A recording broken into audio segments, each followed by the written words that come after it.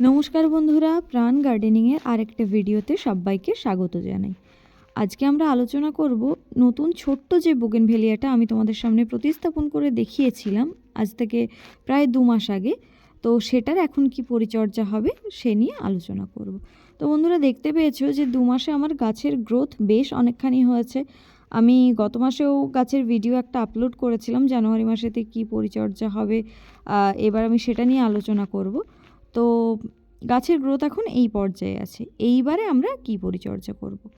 প্রথমে আসে খাওয়ারের বিষয়ে। গত মাসে আমি বলেছিলাম যে আমরা কিছুটা কম্পোস্ট ব্যবহার করব। এই মাসে কিন্তু আমি আর কম্পোস্ট ব্যবহার করছি না।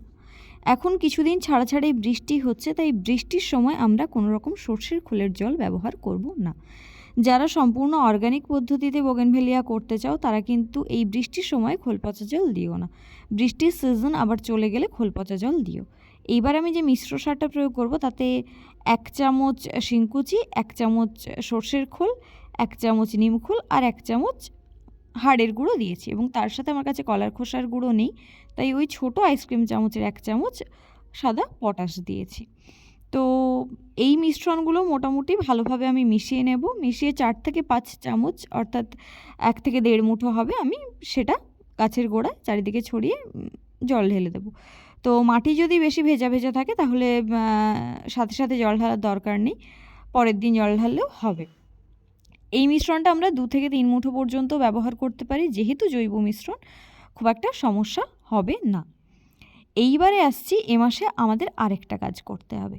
সেটা হচ্ছে গাছের রুটের সঞ্চালন যেন ভালো হয়, তার জন্য যাদের কাছে হিউমিক অ্যাসিড থাকবে তারা কিন্তু গাছের গোড়ায় এই সময় হিউমিক অ্যাসিড দেবে। 1 লিটার জলে মোটামুটি 1 গ্রাম, বা যাদের কাছে লিকুইড থাকবে 1 ml মতো দেবে, দিয়ে ওটা গাছের গোড়ায় দিতে হবে। সপ্তাহে 1 দিন করে দিলে এটা সবথেকে বেশি ভালো হয়। আমরা কিন্তু হিউমিক অ্যাসিডটা দেওয়ার চেষ্টা করব। যাদের কাছে হিউমিক অ্যাসিড একেবারেই নেই তারা স্কিপ করে যেও। চাইলে এই মিশ্র সারের সাথে বাজার থেকে কেনা দানা অনুখাদ্যও মেশাতে পারো, আর না চাইলে দেওয়ার দরকার নেই, স্কিপ করো। এবার যে প্রসেসটা মেনটেন করতে হবে সেটা হচ্ছে এই সময় কিন্তু এবার আমরা গাছের গ্রোথ করাবো, তাই গ্রোথ হরমোন স্প্রে করব। মিরাকুলান বা ফ্লোরা বা এই জাতীয় কোনো ভালো একটা অনুখাদ্য গাছে কিন্তু প্রত্যেক 15 দিন ছাড়া আমরা প্রয়োগ করব, এবং সেটা প্রয়োগ করব 1 লিটার জলে 1.5 ml মতো দেব, দিয়ে ভোরবেলা স্প্রে করে দেবো, যাতে সূর্য ওঠার আগে মোটামুটি, সূর্য ওঠার আগে না, সূর্যটা তীব্র হওয়ার আগে মোটামুটি সেটা পেয়ে যাই। আর বন্ধুরা, এই গাছটা আমি তোমাদের দেখিয়েছিলাম যে জল বেশি দেওয়ার জন্য কি খারাপ অবস্থা হয়ে গেছিলো, তো তার আবার পাতা ছাড়তে স্টার্ট হয়েছে, ওটারও আমাকে গ্রোথ করাতে হবে। যারা জৈব খাবার দেবে না, পকেট ফ্রেন্ডলি বাজেটের মধ্যে মোটামুটি বিষয়টা পেতে চাচ্ছ, তাদেরটা আমি বলছি। এখন আমি বলছি যে রাসায়নিক সার যেটা আছে NPK 126160, একটা অ্যারিস অ্যাগ্রোর প্রোডাক্ট, এটা খুব ভালো কোম্পানি।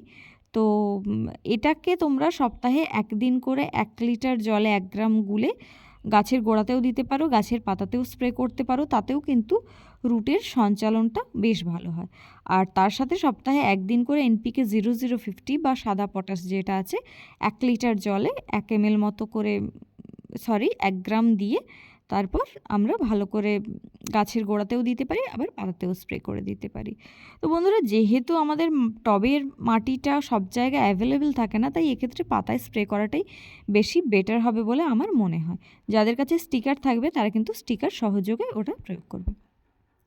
এবার আসি, যারা পকেট ফ্রেন্ডলি বাজেটের মধ্যে গাছের কেয়ার করতে চাইছো তারা কি করবে না, তারা হাফ স্পুন DAP নেবে আর হাফ স্পুন পটাশ নেবে, দুটো একসাথে মেশাবে, মিশিয়ে চারিদিকে টবের চারিদিকে ধার বরাবর ছড়িয়ে খুশে জল ঢেলে দেবে।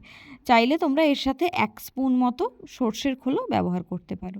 আমি এখনও পর্যন্ত যতটা সারের রেশিও বললাম সবটাই 10 ইঞ্চি টবের মাপে। টব যদি তোমাদের 6 ইঞ্চি হয় তাহলে পরিমাণটা কিন্তু এর অর্ধেক করে নিও। এইবারে আসছি অন্য একটা বিষয়, সেটা হচ্ছে এই সময় যাতে ফাঙ্গাস অ্যাটাক না হয়, যেহেতু ভোরে কুয়াশা মাঝে মধ্যে হচ্ছে এবং পাতা ভিজে ভিজে থাকছে, তাই ফাঙ্গাস অ্যাটাক যেন না হয় তার জন্য মাসে 2 বার কিন্তু আমরা কোনো একটা ফাঙ্গিসাইড স্প্রে করব। সেটা সাফ হতে পারে, ম্যানসার হতে পারে, ব্যাভিস্টিন হতে পারে, রেডোমেল গোল্ড হতে পারে, অ্যামিস্টার টপ হতে পারে, তো যে কিছু হতে পারে সেটা 1 লিটার জলে 1 গ্রাম করে দিয়ে আমরা বিকেল বেলার দিকটায় স্প্রে করব। এটা আমাদের খেয়াল রাখতে হবে, আমরা কোনোভাবেই সকালবেলা এটা স্প্রে করব না। এবার আসছি কীটনাশকের কথায়।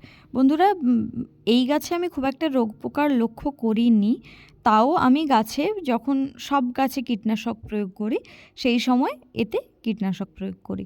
তো আমি মোটামুটি 15 দিন ছাড়া একবার টাফগর বা রোগর প্লাস কিছু একটা প্রয়োগ করি, আর আবার 15 দিন ছাড়া একবার কনফিডার স্প্রে করি ইমিডাক্লোরোপিড গ্রুপের। তোমরা চাইলে কাকা স্প্রে করতে পারো, থিটা স্প্রে করতে পারো, সুপার সোনাটা স্প্রে করতে পারো। সুপার সোনাটা তো পিজিআরের কাজও করে, তো যে কোনো কিছু স্প্রে করা যেতে পারে। আরেকটা কাজ করতে হবে এই সময়, প্রত্যেক দিন কিন্তু গাছকে ভালো করে স্প্রে করে জল দিয়ে ধুয়ে দিতে হবে। তো বন্ধুরা, এই ছিল আমরা নতুন বোগেনভেলিয়া গাছ প্রতিস্থাপন করার 2 মাস পর তার কি পরিচর্যা করব সেই নিয়ে আলোচনা। তো ভিডিওটা কেমন লাগলো সেটা তোমরা অবশ্যই কমেন্ট করে জানিও। ভিডিওটা যদি ভালো লাগে অবশ্যই লাইক করো, তোমার বাগানি বন্ধুদের সাথে শেয়ার করো, আর প্লিজ প্লিজ প্লিজ চ্যানেলটা সাবস্ক্রাইব করে সাথে থেকো। আসছি অন্য একটা ভিডিওতে। নমস্কার।